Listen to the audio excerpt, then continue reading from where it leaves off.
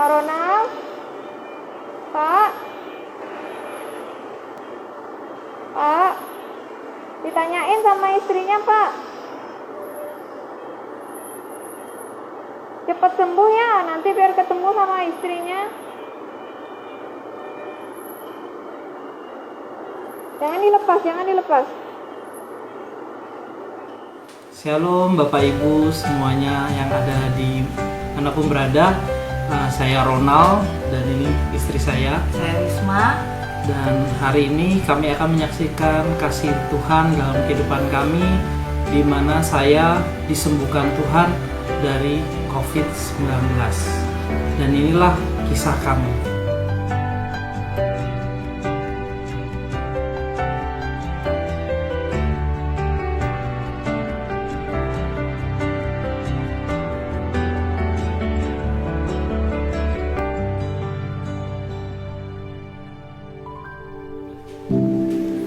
Baik, hari ini kami akan menceritakan dan lebih tepatnya lebih lengkapnya bersama istri saya yang awalnya. Shalom Bapak Ibu Saudara semua yang dikasihi Tuhan. Kami tahu dalam situasi pandemi ini nggak mudah, tapi kami percaya bahwa ada perlindungan Tuhan di dalam situasi pandemi ini. Dan kami itu sekitar bulan September pertengahan, suami saya sakit demam di hari pertama, kedua, bahkan di hari ketiga. Dia merasakan demam, batuk, dan bahkan dia merasakan awal pertamanya adalah gejala tipes, merasa demam naik turun seperti tipes. Terus terakhir dia batuk, dan itu saya sudah worry, aduh Tuhan gimana nih ya, kondisi dia kok semakin hari semakin buruk. Dan saya sempat merawat dia, sempat memberikan obat yang juga saya minta juga dari dokter untuk dia bisa dikonsumsi di rumah. Tapi selama 3 hari dia merasakan sangat sakit dalam tubuhnya, bahkan untuk dia bergerak aja susah saat itu kondisinya. Dan entah kenapa perasaannya saya sudah langsung worry, dan saya memutuskan untuk saya bawa ke rumah sakit. Saat itu sekitar malam jam 12 malam, saya udah nggak bisa merasakan pernafasan itu, nggak bisa sesak, dan saya nggak bisa mencium bau, dan makanan pun nggak bisa ngerasain enaknya makanan tuh, nggak ada rasa gitu. Jadi ketika suami saya merasakan sakit selama 3 hari, saya langsung telepon. Pertama saya telepon sahabat kami, kami minta pendapat untuk bagaimana bisa bawa suami saya, dan akhirnya kami untuk coba telepon pihak ambulans. Nah, ketika kami telepon pihak ambulans, begitu banyak mungkin pasien yang begitu banyak pasien yang dijemput ambulan, jadi agak susah saat itu kondisi untuk kami dapat ambulan. Dan suatu ketika kami memutuskan untuk bawa suami kami dengan kendaraan. Akhirnya teman-teman kami datang sekitar 6 pasangan untuk datang ke rumah, dan bahkan suami saya nggak bisa berdiri saat itu. Jadi dia untuk dibawa dari lantai atas ke bawah itu butuh bantuan, dan kami semua bahkan teman-teman itu menggendong suami saya untuk membawa suami saya sampai ke mobil, dan bahkan di perjalanan menuju rumah sakit. Dan sampai di rumah sakit itu hujan lebat, dan sekitar itu kami datang ke rumah sakit pemerintah rujukan COVID. Nah, akhirnya di situ difasilitasi pemerintah di rumah sakit. Akhirnya suami saya mengalami beberapa tes yaitu mulai dari rapid sampai swab. Dan akhirnya di tes swab kedua, suami saya dinyatakan positif COVID-19. Di situ saya sebagai istri jujur berat dan nangis, nggak tahu harus bagaimana. Bukan karena soal suami saya selain sakit COVID-19, suami saya ngalamin kondisi yang sangat kritis. Karena saat itu saturasi oksigen dia 30%. Bapak Ibu Saudara, bahwa normalnya manusia itu saturasinya adalah 95%. Ketika 30% dan dia ngalamin ngerasakan sesak segala macam, itu saat itu waktu dimasukin ke rumah sakit bahkan dimasukin ke IGD sampai pada akhirnya ke ICU. Itu dokter sudah sangat, keadaan rumah sakit itu sudah sangat crowded banget, dan bahkan dokter itu sampai marah kepada saya. Ini benar-benar keadaan pasien sangat kritis. Keadaan pasien ini sangat kritis ketika dilihat CT scan paru-parunya, toraksnya itu sangat jelek dan sangat buruk. Bahkan saturasinya 30%, normal manusia itu 95%. 30% ini tuh sangat bahaya dan harus dilakukan tindakan dengan ventilator. Saya saat itu di malam hari itu, waktu menuju pagi itu saya juga nggak tahu harus bagaimana. Saya hanya bisa duduk dan saya hanya bisa berdoa sama Tuhan. Saya nggak tahu harus bagaimana karena kondisi suami saya bukan semakin baik tapi semakin buruk. Akhirnya dokter mengajak saya bicara dan melakukan untuk dia pakai ventilator. Selain ventilator dia harus dipakai beberapa alat medis. Saya juga nggak benar karena kondisi pasien dia harus diobservasi. Jadi ketika dimasukin ICU itu hati saya bergejolak, Tuhan, saya nggak tahu harus bagaimana lagi. Saya hanya minta Tuhan sembuhkan suami saya. Dan ketika suami saya sudah ngalamin krisis sampai 12 jam dan habis itu dipindahkan ke ruang ICU isolasi COVID.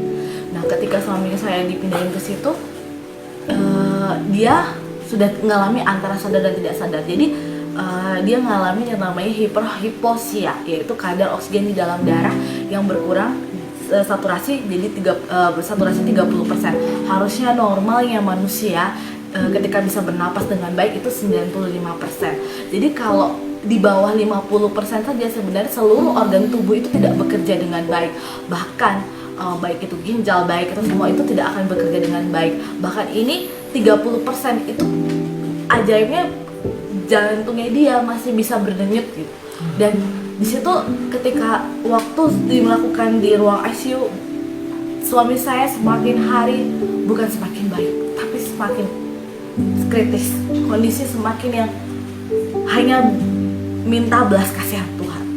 Saat itu saya hanya ketika dokter ngomong dan saya bilang, Tuhan, ini gimana? Suami saya sakit COVID. Bagaimana ini? Bapak Ibu Saudara tahu bahwa COVID itu juga pasti akan menyebar. Bahkan saya ngelawat dia gitu. Tapi saya percaya bahwa saya pasti sehat gitu. Karena saya tahu suami saya lagi berjuang antara hidup dan mati. Dan saya ketika semakin hari semakin kritis dan akhirnya saat dipasang ventilator keadaannya sangat buruk dan dia kondisinya antara sadar dan tidak sadar, sudah tidak bisa lagi untuk bisa berkomunikasi dengan baik. Di saat itu saya hanya bisa berdoa sama Tuhan, dan setiap hari saya datang ke rumah sakit. Tetapi hati saya sebagai seorang istri, saya hanya bisa minta, Tuhan, suami saya lagi berjuang antara hidup dan mati. Bagi saya hanya bisa berdoa di situ. Dan saya datang ke rumah sakit dan saya tanya kepada suster, Tuhan, di mana ya sus?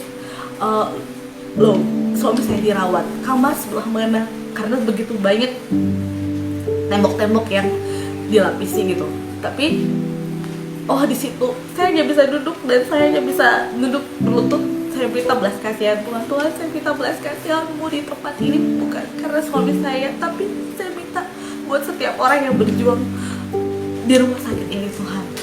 Kayak akhirnya saya percaya one day suami saya pasti sembuh Tuhan, pasti sembuh. Kami tahu COVID ini nggak ada obatnya, nggak ada vaksinnya, tapi saya percaya ada kuasa Tuhan di situ. Bahkan setiap kali saya datang, saya tanya suster dan suster bilang, belum ada kemajuan, dan perlu dilakukan tindakan plasma darah. Bapak Ibu Saudara, itu orang yang sudah ex-COVID, embrionya diambil dan untuk dimasukkan dan transfusikan ke suami saya untuk menaikkan antibodinya. Jadi karena tidak ada obatnya, jadi hanya dilakukan seperti itu untuk membantu, dan itu juga belum tentu Bapak Ibu Saudara sampai dia bisa menaikkan saturasi oksigennya dia gitu. Waktu itu saya ketika dibilang harus mencari plasma darah, saya nggak tahu harus gimana. Saya bisa berdoa dan saya bersyukur banyak sekali rekan-rekan dan banyak sekali orang-orang yang membantu, yang menyumbangkan, bahkan datang ke PMI untuk memberikan plasma darah ke suami saya. Saya hanya bisa berterima kasih sama Tuhan. Dan setelah dilakukan plasma darah, menunggu saturasinya dia naik, saya hanya bisa berdoa. Saya hanya bilang, Tuhan, saya minta belas kasihan-Mu, saya minta Tuhan kesembuhan-Mu. Aku percaya suamiku akan menang atas maut, dan aku percaya Tuhan akan menyembuhkan dia gitu. Terima kasih buat setiap perawat dan dokter yang udah merawat suami saya. Ketika itu perawat WA saya, Bu, Bapak mau bicara. Terus itu saya kaget, dan suami saya bisa ciuman, bisa ngobrol walaupun keadaan dia masih pakai ventilator, dan walaupun keadaan masih dalam keadaan yang saturasi masih belum naik yang masih belum naik yang maksimal gitu. Tapi saya melihat di situ kuasa Tuhan dinyatakan. Saya melihat bagaimana Tuhan menolong suami saya gitu. Bahkan di tengah-tengah situasi pandemi ini, COVID yang dia ngalamin kritis, saya tahu itu Tuhan lagi bersama dia gitu. Dan saat itu Bapak Ibu Saudara, saya nggak tahu, saya hanya bisa menjerit di rumah sakit, saya hanya bisa nangis dan berdoa. Saya begitu berterima kasih banyak sekali hamba-hamba Tuhan, semua orang, bahkan Bapak Ibu Gembala, semua hamba-hamba Tuhan yang dapat kabar suami saya sakit. Teman-teman itu banyak sekali mendoakan kami, tiap hari berdoa untuk kami. Saya hanya bisa bilang, Tuhan, thank you. Saya bisa bilang terima kasih. Saat itu saya percaya bahwa walaupun tidak ada dasar untuk berharap, saya tahu saya punya Tuhan. Dan untuk selama dia ngalamin sakit, selama dia ngalamin ini, Bapak Ibu Saudara, suami saya ngalamin perjumpaan dengan Tuhan. Jadi Bapak Ibu, saya menyaksikan kasih kebaikan Tuhan buat Bapak Ibu. Di tengah-tengah saya dalam keadaan koma, saya merasakan tubuh saya itu melayang dari atas tempat tidur. Ketika itu saya sudah berada di ruangan yang saya nggak tahu itu di ruangan ICU atau di ruangan IGD-nya, tetapi mata saya sudah terbuka dan saya melihat tubuh saya sudah terbang dari tempat tidur itu, dan saya melihat plafon ruangan itu terang, dan tiba-tiba tubuh saya naik ke atas, dan saya melihat saya melayang dan naik ke atas dan masuk dalam terangnya plafon itu. Lalu Bapak Ibu, saya tiba-tiba setelah saya masuk dari tempat itu, lalu saya tiba-tiba berada di sebuah taman yang indah sekali. Tamannya dengan ada depan itu saya kayak berada di agak dataran tinggi ya. Terus saya melihat pepohonan yang hijau yang aneh dan unik ya. Saya nggak pernah melihatnya di bumi. Dan itu ada danau kecil. Terus saya lihat ada aliran air dari langit, ada warna kebiruan, ada warna keunguan seperti aurora ya. Terus saya melihat galaksi yang terang sekali di atas langit itu, dan saya melihat taman yang begitu indah di kiri kanan. Dan saya melihat ada pohon di sebelah saya, saya lihat buahnya warna kuning kemerah-merahan, dan pohonnya saya juga nggak tahu nama pohon itu apa, tapi beda sekali dengan yang saya lihat. Saya belum pernah melihatnya. Lalu di kiri belakang saya ada, dan dalam waktu saya sedang tertegun dengan indahnya taman itu, saya bisa merasakan sejuknya taman itu, kulit saya bisa merasakan segarnya taman itu, dan saya bisa merasakan kaki saya itu, saya telanjang kaki ya, di situ saya bisa merasakan rumput hijau itu seperti karpet halus dan lembut gitu ya, dan saya rasakan saya pakai pakaian yang terang silau ya, putih terang begitu ya di tubuh saya, dan saya melihat saya sudah berada di suasana yang begitu luar biasa buat pribadi saya gitu. Saya mendengar ada yang memanggil nama saya, Ronald, anakku gitu. Jadi aku lihat, siapa yang manggil saya ya? Terus dari balik pohon sebelah kanan saya melihat langsung ada pribadi yang lari, badannya besar, saya cuma setengah badannya dia lari, dia mukanya terang sekali, dan matanya itu saya lihat kayak petir, terus silau terang. Dia pakai baju putih, dan terus dia pakai selendang warna merah ya, ke yang melilit gitu ya. Terus saya lihat dia berlari mengejar saya. Dia berlari mengejar saya. Saya lihat gini, Tapi saya nggak takut, saya merasa damai, saya merasa tenang. Semakin dia dekat, saya merasa tenang, saya kayak merasa, wah ini sesuatu yang berbeda. Seperti saya kenal pribadi ini. Ketika dia datang, dia berlutut, karena dia besar ya, dia berlutut dengan lutut satu ke sebelah kanan, terus dia peluk saya begini, kepala saya sudah di sini, lalu saya ngerasain pas saya dipeluk, aduh, ada energi yang masuk dalam tubuh saya. Tiba-tiba tubuh saya itu bergetar ya, gemeteran. Aduh, tiba-tiba saya menangis. Saya kok ngerasain sesuatu yang luar biasa, sukacita. Hati saya penuh dan damai sekali sih, yang nggak pernah saya rasakan sebelumnya. Ketika saya dipeluk itu, saya merasakan kedahsyatan yang luar biasa dalam hidup saya. Di situ saya tahu saya dipeluk Tuhan saat itu. Jadi Bapak Ibu, ketika saya dipeluk sama Tuhan, tiba-tiba saya melihat sebuah penglihatan. Saya melihat seperti saya berada di suasana itu, dan saya melihat di depan saya ada saya sendiri. Saya waktu masih lahir, saya masih baby, saya sampai kecil TK, SD, SMP, bahkan sampai kuliah, sampai menikah dengan istri saya. Bahkan sampai saya di ruangan ICU, saya melihat diri saya, ada Tuhan di samping saya. Saya melihat Tuhan lagi pegang dada saya waktu pas di ruangan ICU itu.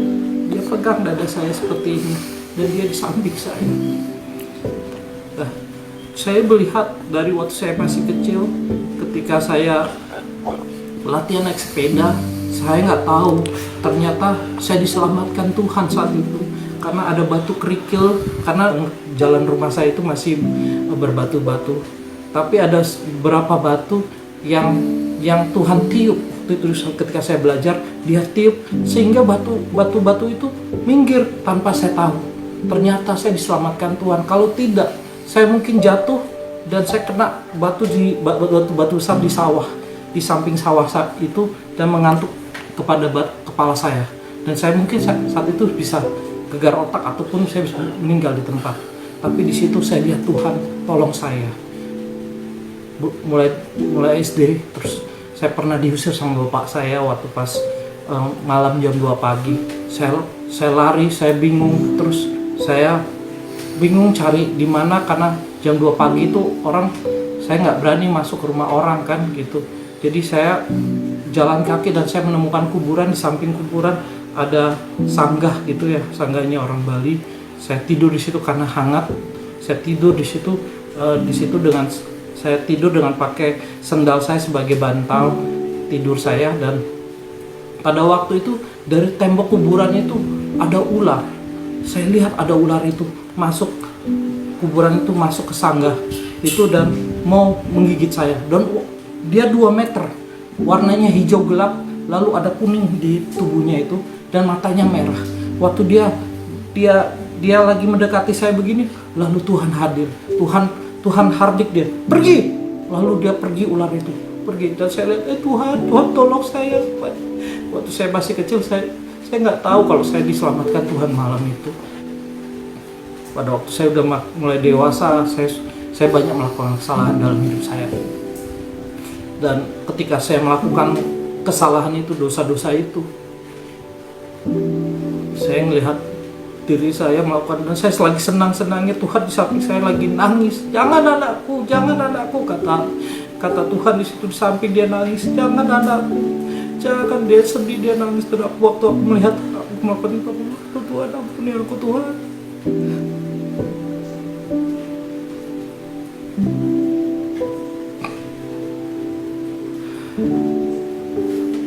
Ampuni aku Tuhan Yesus. Ampuni aku. Waktu itu saya malu dan saya bilang, ampuni saya Tuhan. Tapi setelah saya melakukan dosa itu, saya selalu berdoa. Saya minta ampun sama Tuhan. Tuhan ampuni saya, saya bodoh, uang saya habis gara-gara ini. Tapi saya kaget ketika saya lagi berdoa gitu, saya lihat diri saya lagi berdoa begitu.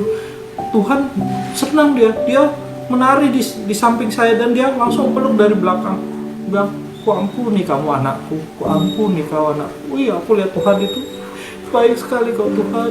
Banyak melakukan kesalahan, tapi Tuhan mengampuni aku.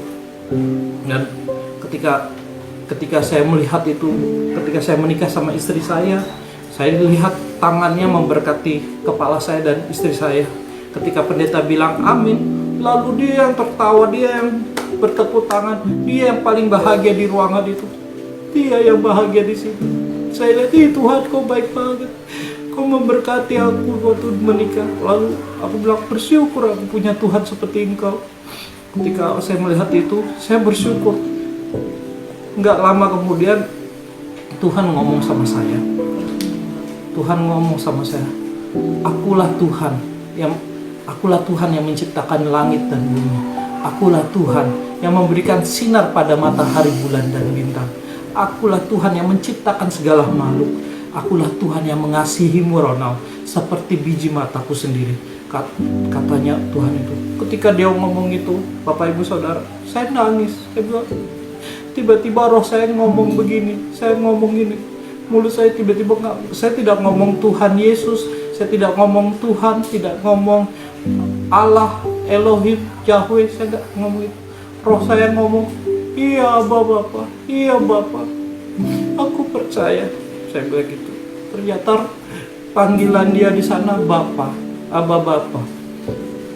Ronald, kesempatan adalah hak istimewaku. Dan hidup dan mati manusia ada di tanganku.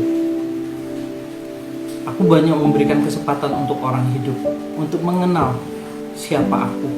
Aku yang disebut orang Yesus Kristus. Akulah yang disebut orang juru selamat. Akulah jalan terang dan hidup. Akulah dia. Aku juga memberikan kesempatan kepada anak-anak untuk percaya. Dan aku memberi satu kesempatan dalam hidup mereka, yaitu doa. Karena disitulah aku mendengar dan menjawab, kata Bapak di situ. Lalu aku, oh iya Bapak, terima kasih Bapak. Saya bilang begitu. Nah Ronald, kamu jangan sombong. Ketika kamu sombong dalam hidup kamu gak akan bisa mendengar suaraku.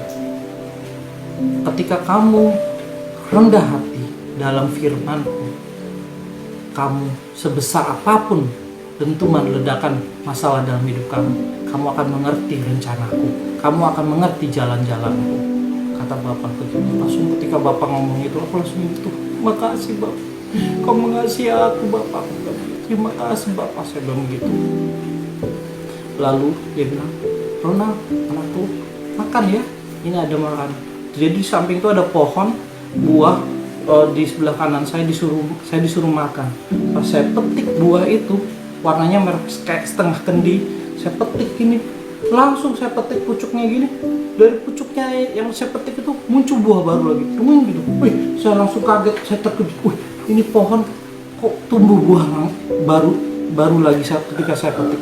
Lalu saya makan Bapak Ibu buah itu. Waduh, segar sekali buah itu, sampai airnya itu mengalir di dagu saya sampai di tenggorokan saya. Aduh Bapak, terima kasih Bapak, terima kasih, saya bilang itu. Terima kasih. Di situ Bapak Ibu, saya menyaksikan kasih kebaikan Tuhan. Ketika saya makan itu saya rasa segar sekali. Terus tiba-tiba Bapak bilang begini, seperti itulah anakku, aku ingin hidup kamu berbuah, manis, segar, dan berkenan di hatiku. Ketika Bapak ngomong begitu, saya langsung gini, iya Bapak, aku mau, aku bilang gitu. Dan di situ saya merasakan sukacita bersama Bapak di situ. Lalu Bapak bilang begini, anakku, aku minta tolong ya sama kamu. Dia bilang minta tolong. Aku ingin kamu menjadi saksiku. Karena ini tempat hanya persinggahan buat kamu. Kamu kembali ya. Ketika Bapak bilang begitu, aku langsung ini, Bapak, aku nggak mau balik Pak. Aku mau bersama engkau di sini selamanya, saya bilang begitu. Karena benar Bapak Ibu, ketika sudah bersama Bapak, kita nggak akan mau balik. Karena saya merasakan, waduh, begitu luar biasa tempat itu, begitu dahsyatnya Tuhan saya dan Bapak di surga itu ya. Bapak di surga bilang begini, anakku, masih banyak ku dengar anak-anakku berdoa, bahkan istri kamu, tapi rencanaku belum selesai pada kamu. Kamu jangan khawatir, akan kucukupkan hidup kamu, asal kamu mau menjadi saksiku. Akulah, ya, aku ingin mereka semua selamat. Aku mau orang-orang mengenal aku. Aku ingin mereka hidup di dalam keselamatan. Aku nggak mau mereka hidup dalam hukum dosa, karena aku telah menebus mereka di kayu salib. Aku telah menyelamatkan mereka. Aku ingin mereka bahagia, kata Bapa. Di situ ketika aku mendengar suara perkataan begitu, senang sekali aku melihat Bapa itu benar-benar kasih. Dia adalah kasih, dia adalah Tuhan. Dan saya bilang, iya Bapa, saya mau. Ketika saya bilang begitu, Bapak bilang ini, terima kasih anakku. Lalu tiba-tiba badan saya kayak ditarik dari belakang. Tiba-tiba saya sudah jatuh dari plafon itu, masuk ke dalam tubuh saya lagi, dan saya langsung saya melihat keadaan saya sudah bangun, dan saya langsung lihat ruangan itu, dan saya rasakan sakit kepala saya, sakit kaki saya merasakan ada banyak kabel di tubuh saya, dan saya rasakan dinginnya AC di ruangan ICU itu ya. Lalu saya lihat suster, saya panggil suster, saya bilang, lalu mereka datang, mereka ya gimana Pak Ronald? Saya bilang, Tuhan Yesus, saya bilang itu. Saya bilang saya disembuhkan Tuhan Yesus, saya bilang begitu. Terus selang berapa minggu, selang saya di ventilator saya dilepas, dan suara saya masih gak bisa bersuara dulu. Tapi setelah bersuara, dokter datang pada saya bilang, Bapak Ronald ini bisa hidup mujizat. Jarang orang bisa, bahkan orang gak bisa di 30% saturasi oksigennya bisa hidup. Di bawah 50% sudah lewat. Kami pikir kami sudah gak lihat Bapak. Saya bilang sama dokter ini, Tuhan Yesus yang sembuhkan saya. Tuhan Yesus yang sembuhkan orang-orang yang sakit di sini, saya bilang. Tuhan Yesus yang luar biasa, saya bilang gitu. Terus saya disuruh tidur. Iya Pak, Bapak tidur. Saya di situ saya bersaksi kasih kebaikan Tuhan. Dan saya bersyukur karena pelayanan mereka juga, mereka baik-baik semua di rumah sakit itu. Saya berdoa buat semua suster-suster, perawat-perawat, bahkan dokter-dokter yang sudah di garda depan ya. Terima kasih. Kalau yang melihat ini, yang menonton, yang telah merawat saya terima kasih ya. Terima kasih sudah merawat saya dan menolong saya juga.